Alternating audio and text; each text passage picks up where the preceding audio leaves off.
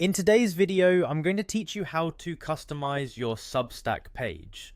Personalizing your Substack appearance can create a more engaging experience for your readers and better reflect the personality of your content.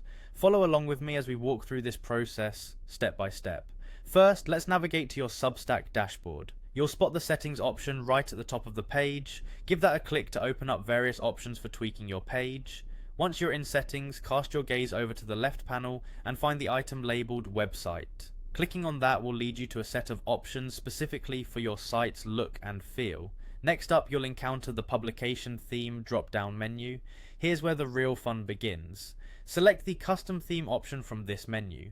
This choice unlocks a myriad of customization options, allowing your page to stand out in a crowded inbox. After selecting a custom theme, look for the button that reads Go to Website Theme Editor.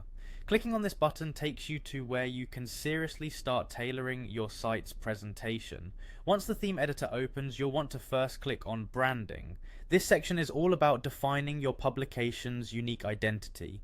Here you can upload your publication logo and wordmark. These are visual elements that go a long way in establishing your brand at a glance. Don't forget to spend some time picking the perfect colors and font that embody the voice and tone of your publication. After you're satisfied with the branding, head back to theme settings and click on Homepage.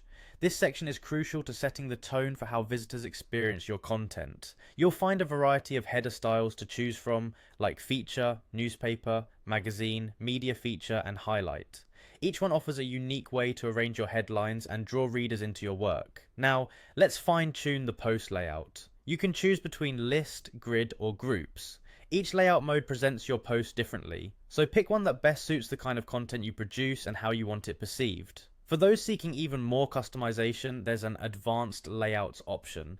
By toggling this to on, you unlock further options that allow for more intricate arrangement and display styles. Lastly, once you've set everything just the way you like, make sure to click the Save button.